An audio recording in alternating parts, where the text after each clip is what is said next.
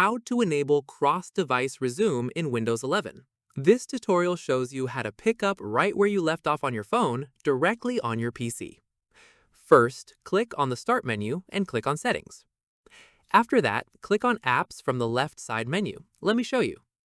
From there, click on Resume from the list of options. At this point, a list of supported services such as OneDrive will appear on your screen. In the next step, turn on the toggle next to the service you want to enable. Following this, close settings once your preferred services are turned on.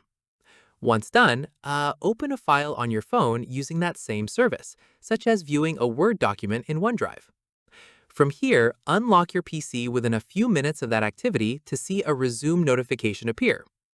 Keep in mind, this feature only works when signed into OneDrive with a Microsoft account. Work or school accounts aren't supported. Finally, click on the notification to open that same file right where you left off on your PC. And that's it.